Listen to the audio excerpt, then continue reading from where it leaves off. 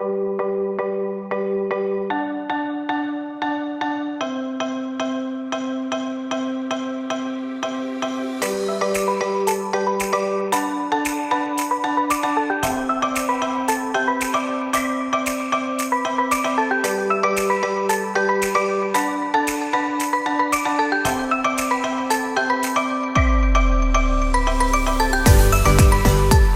is up, you guys? Welcome to Word First Radio, the podcast brought to you by Word First Ministries. I am your host, Jacob O'Neill, and as always, I'm joined by my friend Cameron. Hey. And Bailey is not here because Grace is sick, and so he's on dad duty. Yep. But it's all good because today we have a very good friend of mine. Well, he actually hasn't called me his friend yet, but You can't commit people to that. I will, but I consider him a friend. Yeah. My friend Endre, whose last name I just forgot. You're my friend. You're my friend.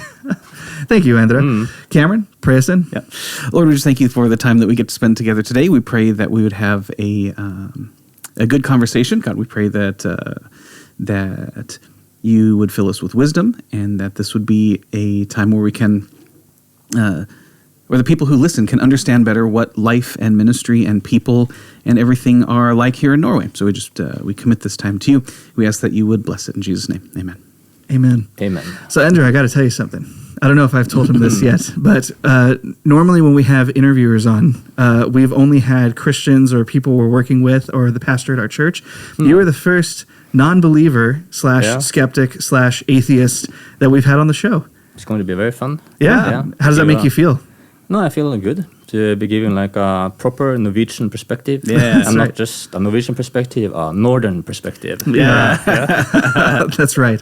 That's the best part of Norway. Yeah. So how about we just kind of jump right into that? So kind of the perspective from maybe a lot of our viewers, or really just kind of the on-paper perspective of Norway is that, okay, everyone's baptized as a baby, everyone's confirmed. I have another friend of mine here who's not a Christian who says confirmation in Norway is like high school graduation in the United States. So he's like, everyone does that. It's a really big deal. Norway's a Christian nation. So how was that for you? What's your kind of perspective on that? Were you baptized as a baby? Did you get confirmed? How was growing up in Norway like as far as the Christianity here is concerned? First of all, high school, end of high school is more like Rus. That is the glory of ending high school. Yes. But it's more like maybe the beginning of high school when Is you are it? confirmation. Oh, Because gotcha. it's like, originally it was like, it's like when you're 15 years old. It's when you are like, it's when you were supposed to be like an adult. It was like the celebration to like adulthood. Gotcha. And it was like, originally, it was like more like just religious. Like you were like going to the church and like you do like religious activities, and then like you went to the church and saying like the priests were like confirmation that you are now like an adult and stuff like that. But then later on you also have like a humanist confirmation also, which like it came to be for like some decades ago. It's like a very new thing, but it's like maybe 50 years ago or something. Okay. I don't have the exact when it happened Sure, or something. But yeah, it's in Norway. Like, if you're going to have like this religious, like this confirmation, you need to be baptized. Yes. And then we get to the part of like the we can call it baptization of the secular Norwegians. Maybe you can call it that. There you go. Because from my perspective, my class, like all of my class were baptized, but not me. I was like, Okay. it was like we were 3 people that were not baptized in my class. Out of like how many people roughly? We were like 20, because some people left. So we were like 20 to 24. Like it varies. Okay.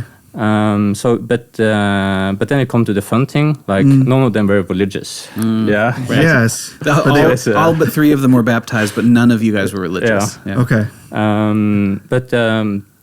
So it's more like mostly like a culture thing. Like you have, for example, like a grandmother, grandfather, something that like maybe not even they are religious, but they just like it's like kind of like a community thing that just like having like still ingrained in them. And then like also the confirmation part is that like they also do it because because like I have like for example, I had a friend. Like, she was saying she didn't want to come into the confirmation from my friend if he did it like the humanist way. Gotcha. So Really? yeah. So even that's kind of interesting to me. So like the humanist confirmation, are you saying that that's like, this is like another option? So like if you want to get confirmed, you can do it the religious way or you can do it the humanist way. And so, but that's really interesting. So that this friend was like, hey, I'm not going to go to your confirmation if it's humanist. It has to be the religious one. But I'm not religious. But I'm not religious. Yeah. That's interesting. That's, Most people just do it because like everybody else doing it, like they and also it's an important thing to say. The biggest reason why people do this is because money. Gotcha. How much money do people normally get at their confirmations? It's like everything from like around 20, 30 to like up to 100,000. Wow. Okay. Like and when you're like 15 years old, that's like Oh yeah, a lot of money. that's a lot of money now for It's me. like $2,000 to $10,000. Right. Yeah. So it's but You know what? I should do a confirmation next week. That's right. just go reverse back time to be 15 years again. Yeah. That'd be awesome. Like you have like a money hack.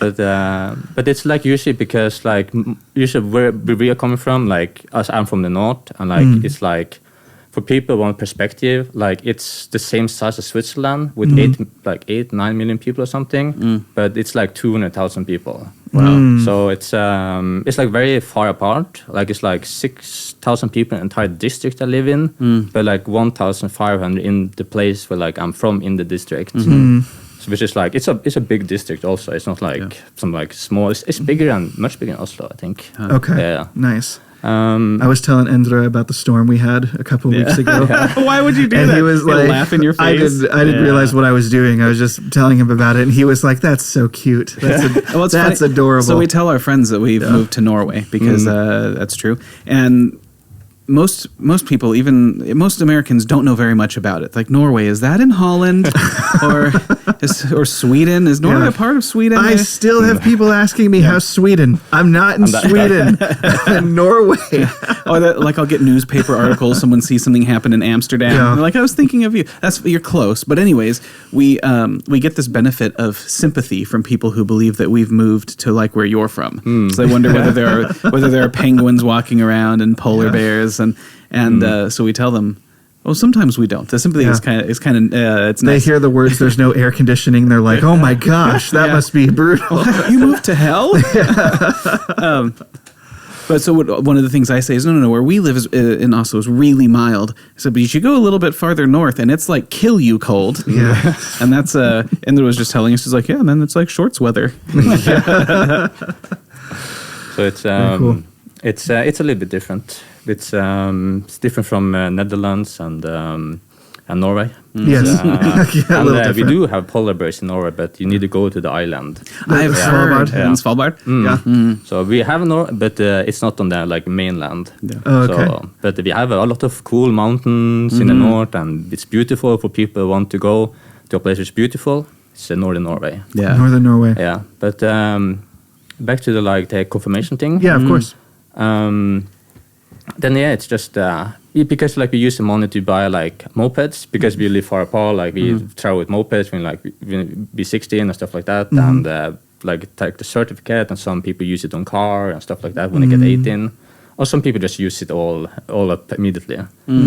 But then we also come to this Christian secular nation, you can say, which like you have like a lot of like Christians in Norway. But that's like on the paper. Yeah. Because like it's, if I remember correctly, it's like when you are like baptized, maybe not even, I don't think even if it was baptized, you just automatically registered in like to the state church in Norway. When you're baptized? No, I don't. Not even. Okay. Maybe for all I know, I'm like in the church for all I know. Right. Yeah. So you're a member of the Church of Norway. I think it's Very the nice. case that you have to leave the church. Yeah. I think you have to. And we talked with one of our friends about that. Who I remember had to meet with his priest. And are you sure that this is what you want to do? That's right. Yeah. I think, but I don't know if that happens on baptism or on birth. Can I ask you that? So I've done a bad job explaining this. I think because I have done a bad job understanding it. But I'd love your perspective on why do you think that is? Why is it so important for Norwegians culturally to be baptized, confirmed members of Church of Norway. And then there's such a wide distance between that and the number of people who actually believe in God or follow Jesus or something like that, go to church regularly. Why? I guess that's a two-part kind of difficult question. Why is it so important culturally to do those religious things, and then not to be call it a religious person? Yeah, it's if I got this correctly, I think it's why people like don't care that much. It's like more like people just like us it's you have like, for example, some American Christians that are like very like, you know, the most like fanatical types. Yeah. There's like seeing like all atheists is like they want to like destroy Christianity or stuff like that. But it's like more in Norway, they just like they don't care, like they just live life. Yeah. And if they like do like something Christian culturally or not, they just don't care. Like they don't think much. Like most atheists, they don't think much about like God or Christianity. Just like live the life. Yeah. I think I can understand that. What I have trouble understanding is why somebody who doesn't really think about religious things or God, why it's still important for them to baptize their children, and then for those kids who've never really, who are just living their life and not thinking about religious things at all, then to get confirmed, even if it's a humanist confirmation, which is that's a difficult thing. That conceptually is difficult for me to understand. Exist at least in the mainstream in the U.S. But I could think that like if I was 15 and my parents were atheist or secular, like if I wanted to get like confirmed into a church, my parents would probably be like, "That's great, son. Like go for it." But it would never occur to them to give me lots of money or for it to be like, "No, we're inviting the family and you're going to wear a special outfit for it." Like even like if they were atheists, it would just be like, okay, great. But it seems like here, it's still like a really big deal. Like it's definitely a huge like cultural thing. Yeah. It's very hard to explain because I have never like thought about like why that is a thing. So it would just be like a lot of speculations. Right. But if I was like my experience with things, it's it's very hard to say. It's I don't think I can like come up with an answer right now. Sure. Yeah. That's totally fair. So as far as like your background, get a little more personal. Yeah. And I can also say like one fun fact, like when we first have to the first like this confirmation, humanist confirmation, like I had like this great granduncle that was like in the first humanist confirmation. Wow. Your great grandfather. Yeah. Oh. So like I have like on once because like on the one side of my grandfather's side, on like my mom's father, he like on their side they were like they lived in the Bible Belt in the past, but they were like many of them were like very secular. Okay. I think some of them were like also very like business people also. Gotcha. And but then like when my mom was going to be, because my mom is like the funny story is my mom is baptized. Yes. But she's coming from like a very secular background. Yeah. It was only her mom that wanted my mom to be baptized because like cultural reasons. But my grandfather, he was like, if he did not want to go to the church or oh wow. And then on my dad's side, which my grandparents on my dad's side, they are religious, but he's not baptized. That is interesting. Yeah, yeah, it is because they wanted like the children to like choose themselves when they were like old enough to like if they wanted to do this or not. So they were like very like also like they were religious, but they were also like. Yeah, if they want to come to talk to us about stuff, it's up to them. But they will of course like wanting to like teach them values and stuff like that. But they don't like want to like say like where it comes from and like if they were interested, if they were going to church, if they wanted to come, it was just up to them. Yeah. I'm curious about this. Who, when you do a humanist confirmation, who confirms you? It's have you heard about Human Etisk Forbund? Oh, okay. It's like to the like kind of like to the like the I don't know if you can call it like the secular church or something like that. Sure. So can we translate that real quick? Yeah. So humanist ethics and what was the other one? Forbund, which is like kind of like Forbund. Union. Society, union. Yeah. Okay. Yeah. There you go. Brotherhood, something like that. And it's like it's kind of like they're like kind of like a institution, like or an organization that are like focusing on just like on like a religious liberty and stuff like that to make sure that we like are like upholding that all people like treated fairly in the society. Like you should not have like they don't focus just on like atheism, but focus on like every religion should be like you should be like having your right to like practice your own religion, and people that doesn't practice religion should have the rights to not want to practice religion and stuff like that. Gotcha. Okay, so a representative from that organization does the secular confirmations. It's just like... Or humanist confirmations, It's just like one people from... We're just coming up to this place, and like they're just like coming to... like, you know, when you have like ending of graduation in high school, you walk up to the stage, and like you have this like principal or something shaking your hand, and then they give you like, I don't know, a diploma or something. It's like basically the same. Huh. Something like a rite of passage. Yeah, something like that, Huh. So that's this is so many years ago since it's like 10 years ago. Okay. So it's been a while. Yeah. Well, in the United States, in our sort of religious tradition, there's not confirmation isn't a thing that happens very often. Our Catholic and many of our Lutheran friends have do confirmation, but we are not Catholic or Lutheran, and so it's not. But here, like we're part of a Baptist church, and we're recording this inside the Baptist Union offices. Finally, yes, goodness, we've been praise God. Introducing you to the room. But even the Baptists here do confirmation, and that was it's culturally a new thing for us. So it's really interesting that this is part of our. Like rite of passage into adulthood or something. And thank you for explaining that. I think I have like one last similarity that Americans are probably more familiar with, or maybe it's like to the bar mitzvah. Yeah. And it's kind of like a bar mitzvah. Okay. When you have the confirmation, because I think bar mitzvah is also 15. I think it's 12. 13. Oh, it's 13? It's 12 for the girls, 13 for the boys. Yeah. Okay.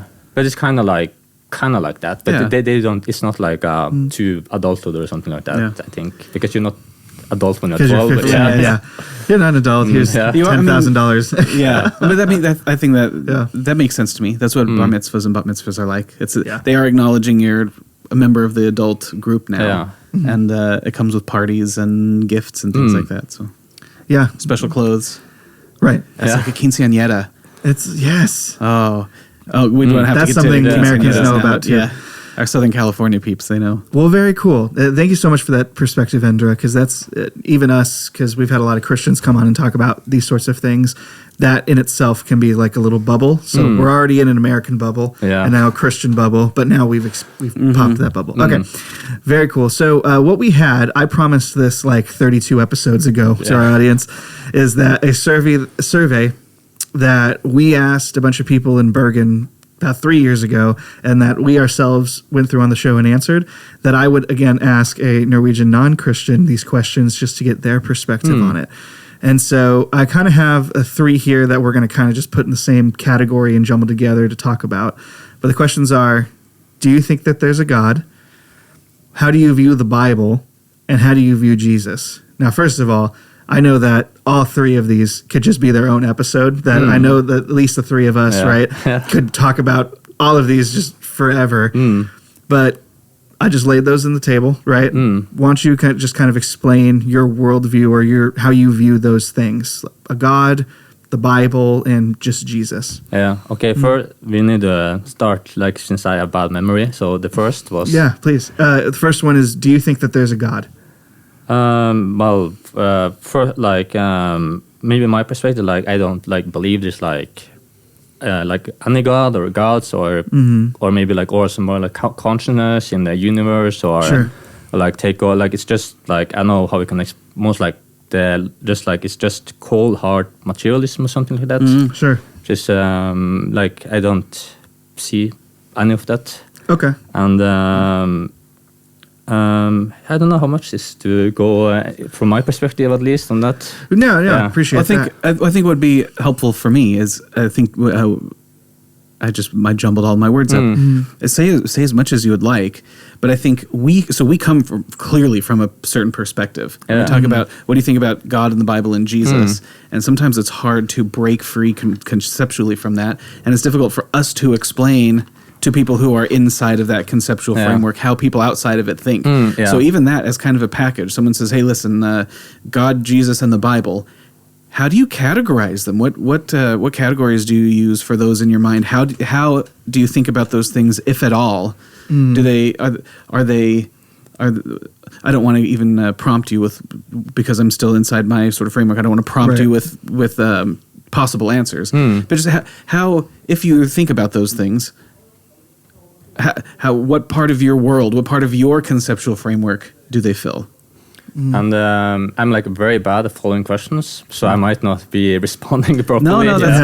No, you're fine. So can you like frame it a little bit shorter? Yes, of course. So if you bring to mind God, Bible, Jesus, where inside your mental map do those fit? And how do you think about them? Oh, yeah. Well, I just how I see them, I just see them as like some beliefs people have, and it's just like how can I like go into depth about this without going too much, because no, it's just God, it's very hard to come up with like something. I think we need to be more concrete about something. Yeah, absolutely. I kind of think, so when I think about the way that people approach belief in God or like conceptualize it, like you have the people who have like done like tons of drugs and they feel like, yeah, I'm tuned into like the higher consciousness. And I think all three of us kind of realize, all right, that guy is kind of weird, right? You know, you have other people who are like, I guess, we've talked about it a little bit, I haven't really seen too much of it in Norway, but what we would call like new atheism, that kind of approaches belief in God as just like the most like you're scooping your brain out. It's like intellectual suicide, basically. Well, like, we agree that Kent Hovind is like a scoop brain. We'll talk about Kent Hovind. Oh man, that's a can of worms. But yes, I've met Kent Hovind. I'll tell you that story sometime. Yeah. Yes, I have. Oh man. We love you, Kent, but you got maybe you I can okay. maybe take it from different, like for example, like type like Kent Hovind that is like for example saying that like atheism is like a religion or faith or something. Yeah, which I can answer some question about this. It's more like when people like talking, it's like some people believe like atheism like can be like it's like also a kind of a belief, but like the thing is that atheism itself is just like a disbelief. Like you when you're like, for example, like most babies that are born, or like if you're born like we're growing up in the jungle with no out there connection, like you will not believe in anything if you were not told it or something, or you had, and but it's more like you can have like beliefs like in atheism that are like, for example, like people believe like for example some are humanists, some are like post-humanists and believe in different values in there, which is like a lot of like value-based thing are like of course beliefs and stuff like that. So that's maybe more like to get like a perspective on like I don't even know the perspective.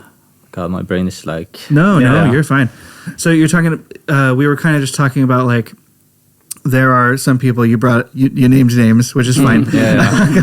Who might have like, even from like our perspective, just to just show our cards, might be like that's pretty like fundamentalist, kind of like it's kind of weird a little bit, I think. But then you have like other people who think that like, no, you can be a rational person and believe in God, and like be a scientist and believe in God. Or what we were wondering is like, we've met some people who would be like, you can believe in God, that's fine, as long as that doesn't touch like everything else in life. We put God in a different box, and okay, that's fine for you, but I mean, like, you've kind of mentioned this a little bit, where people like, when we ask them, does science and faith reconcile? Yeah. And what they'll answer is like, well, yeah, you could be a scientist and believe in God, but like, you know that when you go and do the science, that like, you're not praying over your experiments. Right. They're two, right? Those are two separate things. And insofar as you're a scientist, you're not really exercising religious faith in that part of your life. So you have,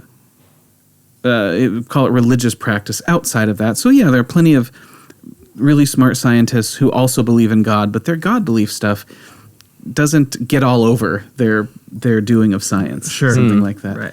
And those are like separate parts of yourself. Yeah. Like also like like I'm maybe going to be a scientist. Nice. Like a biologist. Like I'm on my master's now, and maybe I will do like a PhD when I'm done. My wife's a biologist. Yeah, no, I remember from the last conversation. it's like sometimes I have a good memory, but now it's like when it comes to like if you have like you can then like have like a belief and like and like still like believe in like the evolution, like Big Bang and all things related to cosmology and just in general sense, this general sense scientific consensus that we have, and still like have like belief in God. But it's like I have like more a problem when like you take your belief and you want to like, for example, control like the school, and like you're not going to teach about evolution or stuff like that in school, and that's like. But if you like, for example, if you are like a religious person and you want to find out what is true in the world, then you should not be like trying to stop like things that we're trying to teach in science or stuff like that. And if like God is real, then like you should also let science be like continue with the science, and not to be like in like trying to stop it or something. Yeah, right. If God is real, I can't imagine he has much problem with humans doing science. I got to imagine he's pretty okay with that. It's more like when I think like also about God, like I think like as a human watching like an ant. An ant farm? Ant farm, like just like.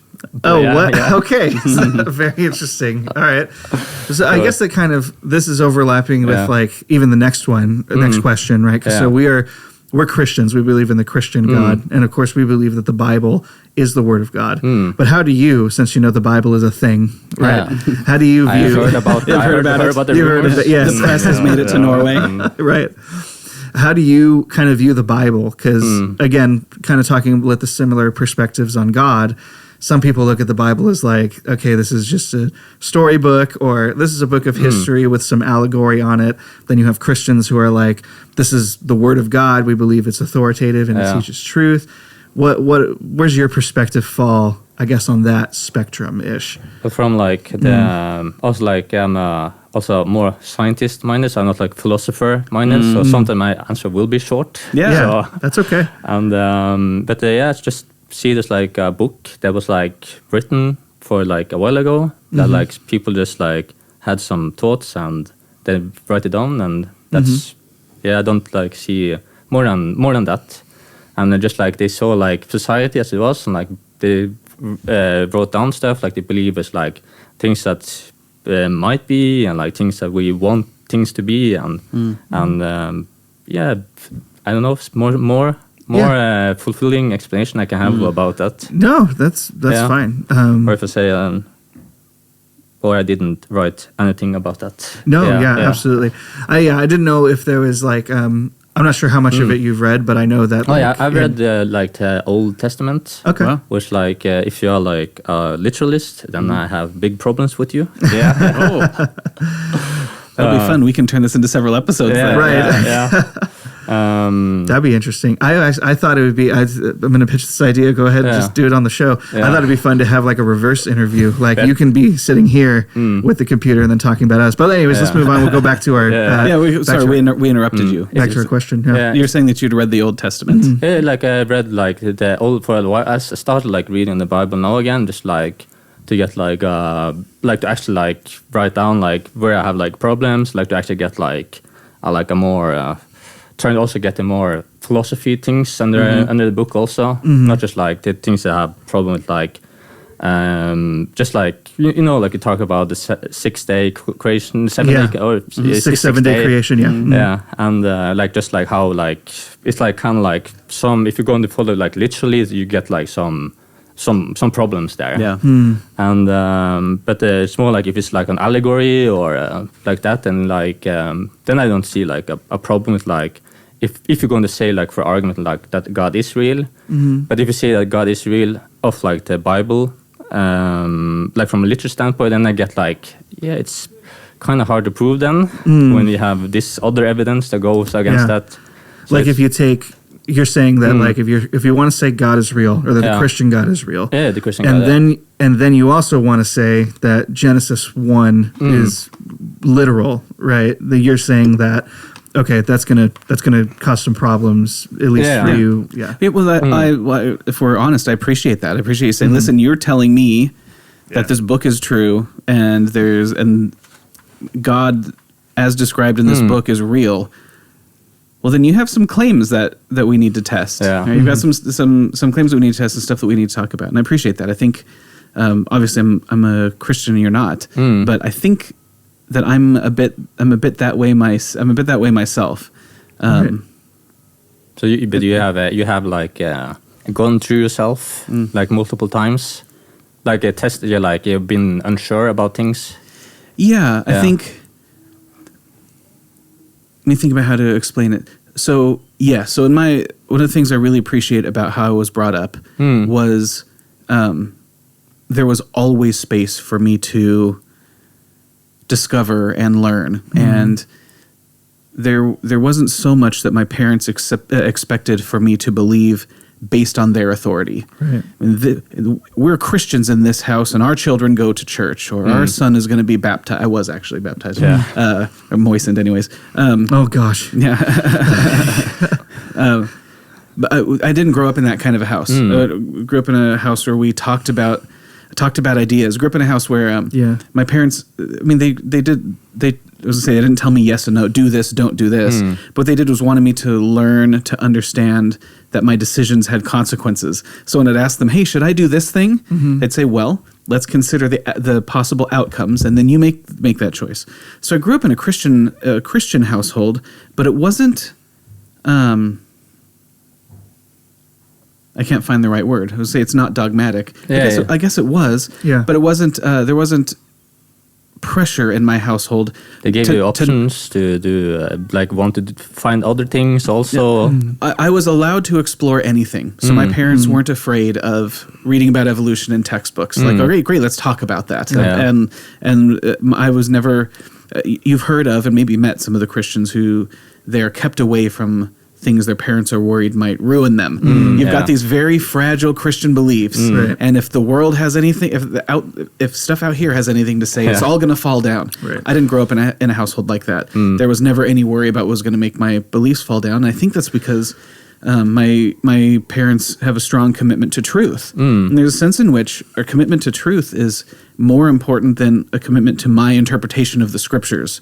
So, And also when you have like this, when you are like isolating to the kid, don't want to try to seek out things.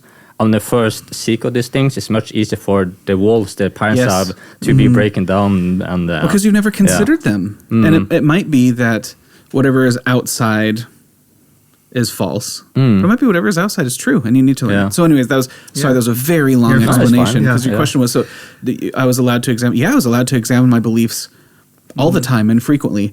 I've never struggled with long periods of doubt. I think I've had my skepticism more or less satisfied at every point, but I have questioned and challenged and thought hard about this stuff for a long time. So, which maybe is weird to say on the back of me saying, yeah, and I feel like I'm skeptical like you are. You've got some explaining to, you've got some proving yourself to do. Yeah. But in my experience, the scriptures have proven themselves. So, yeah, my experience is virtually the same. So I sympathize with people who say like, well, I grew up in a Christian home and was never allowed to like ask questions or like have doubts, and but that was not my experience, right? I was always allowed to ask questions or do my own research. Like Dad handed me a computer and was like, okay, well, if you want to look it up, go on YouTube or find books that you can read or whatever, and that was my experience. I was allowed to ask questions and be skeptical, and still am a lot of the times. Even when I'm reading the Bible and when I hear arguments from every side, like I still am really invested in that. And I'm like, okay, maybe I need to change my interpretation of this, or maybe I need to think about it a different way, or maybe I'm just in the wrong religion, and but I'm not. But so I think about those things, and my experience is very similar to Cam's. And like another fun thing about like being forced to do something, like is in one thing that we are like the religious tradition we have in Norway is like when you are like close to Christmas, we go to church like on schools to like have these songs when you're a kid. And that's like a part of like where like you don't have a choice to not go. If your parents like of course say that we don't want the kids to go, which like I'm like also very like for like child rights. Like Yeah. a child should be like, if they don't want to go, the parents should not be like the ones that come to say that. And luckily, my parents were like, of course, they were like, you should not go if you don't want to go. But the days I was coming, like, when you're like edgy as a kid, like you sung like Satan song instead of like a Christian song, and because I hated really the experience about being forced to do something you didn't want to. So edgy. Yeah, so edgy. So cool. Yeah, and that's an interesting thing for me to witness is how much Christian culture or Christian stuff is a part of the culture. So the kids at Christmas time, they're singing songs in churches. Yeah. And every barnehage has a Santa Lucia parade. And they call them still Christian holidays. I remember I was mowing my lawn one day and my neighbor said, "You can't mow your lawn today. It's a Christian holiday." So we have Sankt Hans and so And Sundays. All of them. and Sundays, you can't mow Because your we lawn are on like, Sunday. but the fun thing about Norway, like we keep a lot of the religious tradition more holy than you can say than America. Like which keeping the Sunday should be like quiet and also like also another thing I was thinking about some days ago about like for example about like the one of the like forgiveness stuff and all these things and like that like in the United States, like Christians, it's just like punish, and in Norway, it's like trying to rehabilitate, and like not like feel like try to get them out in like society again, and We have some interesting stuff to answer for. So the American perception, like of the Norwegian prison system, is that when Norwegians break the law, they get to go to these wonderful hotels, and the maximum sentences are not very long. But you look at how many people return to jail in the United States, it's most of them. Like most of them end up back in jail, and in Norway, most of them don't. There's something to that.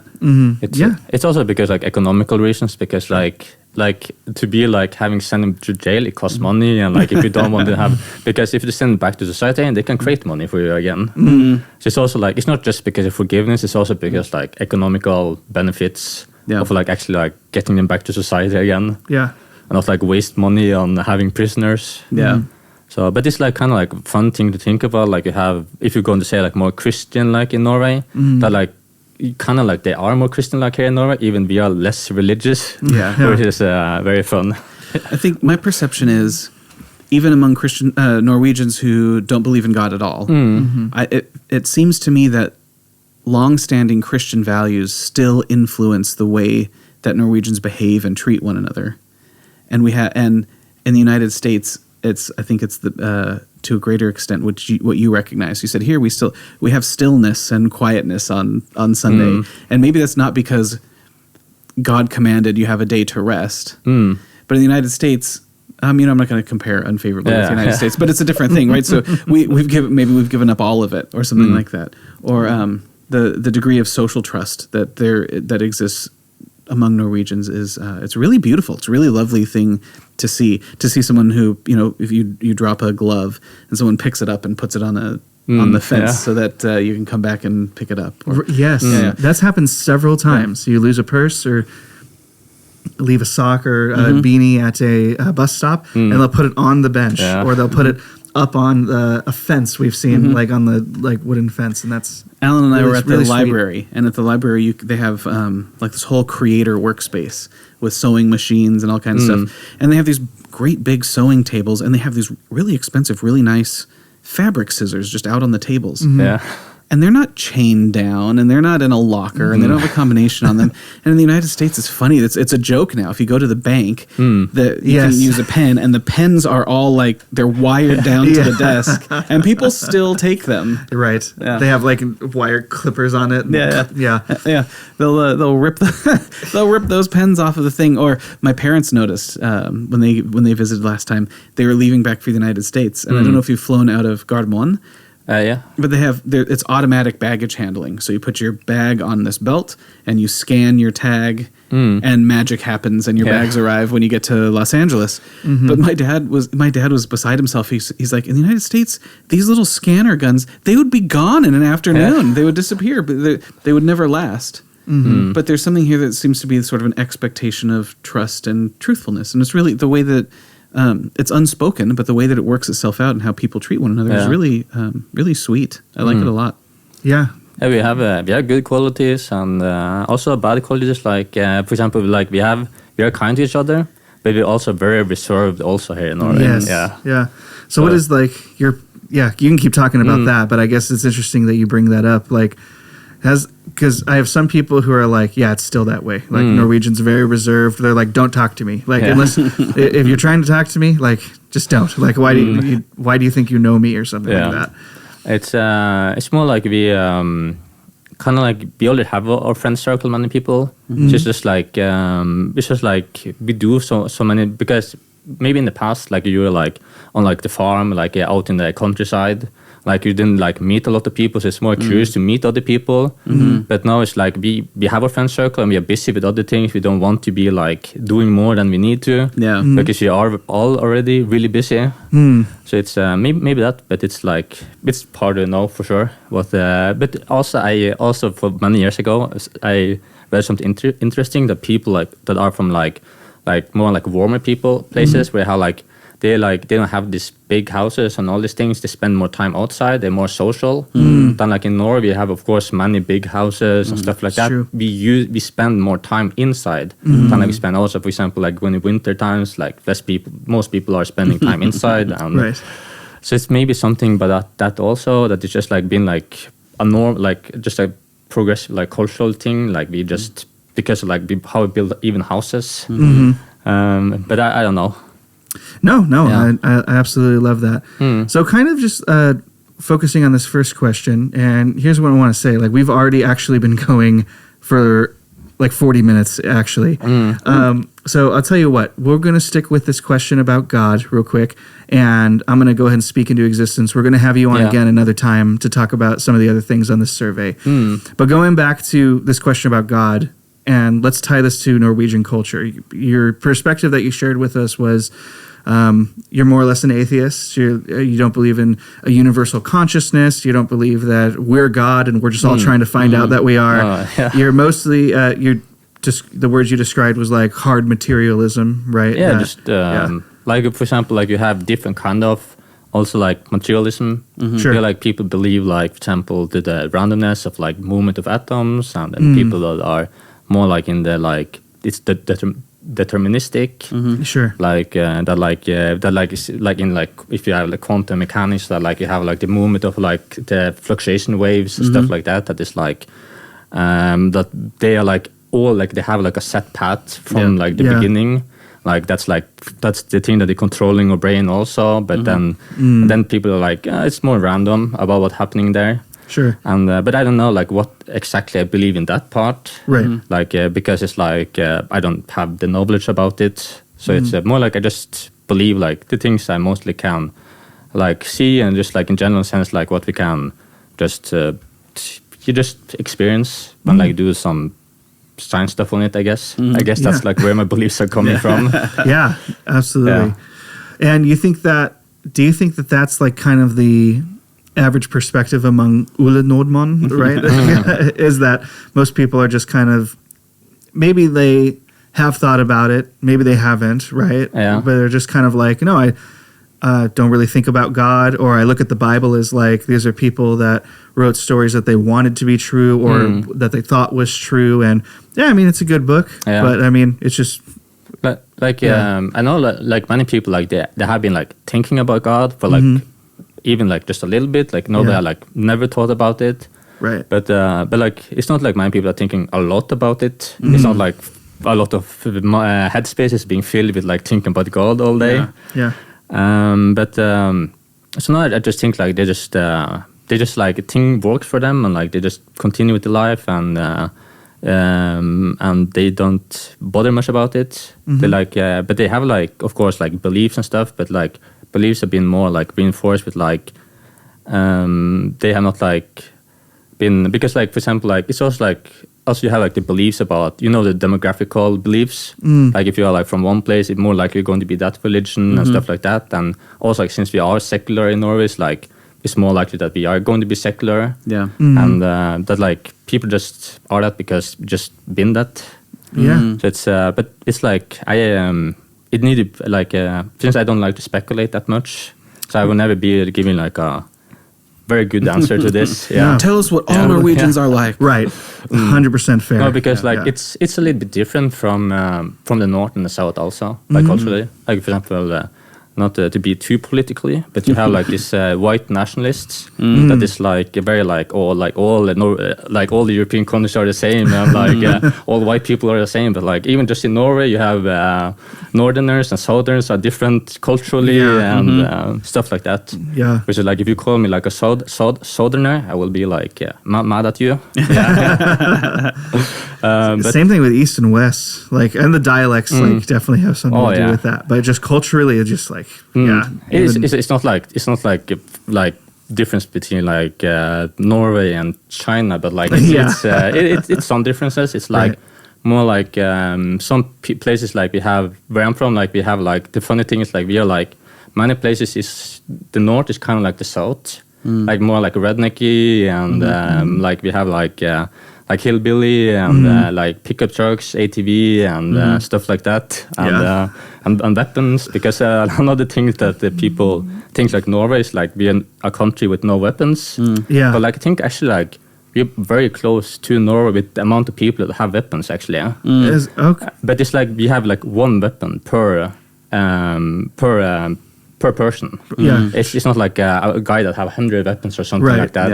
And it's used for hunting, not like not like I know whatever Americans are doing. For shooting bottles in the hills. Most of what Americans are doing is crime, right? Criminals shooting other criminals. Yes. And then sometimes shooting bad guys, then sometimes shooting good guys. So that's a conversation for another day. And then sometimes shooting beer cans or something like that. But we have strict, we have still strict gun laws, even though, because it's you need to be like checking up here and there, and like you need to have this certification, like when you're having a car and stuff like that. But still, like everybody can get a weapon if you just do it. Sure. But if you are like a criminal, then you can't get. Because that's the thing with. It's just like a fun fact about Norwegian culture, and like some people in the United States believe like no European country has weapons at all. Right. You said that Norway has rednecks apparently. So. No, it's like where I'm from. We both have like a pickup truck and ATV, and I don't understand why people have anything other than a pickup truck. It's and people love country music here. Did you know that? I have heard it more than I wanted to. I found that out when we moved here, and I was like, here? What? So that's interesting. I'm so glad that that's the note we're leaving this on. But you have that's like because you have the very redneckly types in America that are usually very religious types. Yes. And like the more fanatical types. Sure. Yeah. That's fair. And in Norway, here it's like the opposite. Really? Like, is it? The rednecks are the atheists? That's the gun-toting atheists? Yes. That's the awesome. I had no idea. Is that true? Yeah, because like we have like because the religious part of Norway is like kind of like in the west, like the west south, like in what we call the Bible Belt. For sure. Yeah. So that's like they're very like in the past they were like very more like uptight elite people that were like they have the weird R's. Yeah. Like they say ha. Yeah.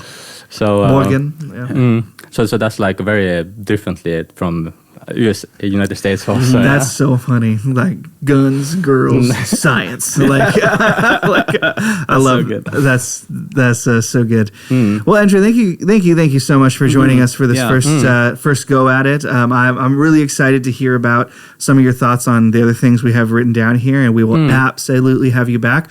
But this was a really useful look for our audience and for us about other things in Norwegian culture and just kind of what it meant for you growing up in Christian Norway, you know, as a non-Christian, and then just giving your perspective on some of the things we talked about. So I appreciate that. Thank you for being here. Absolutely. Yeah. And thank you for watching, and we hope to see you again in 2 weeks. God bless. God bless America.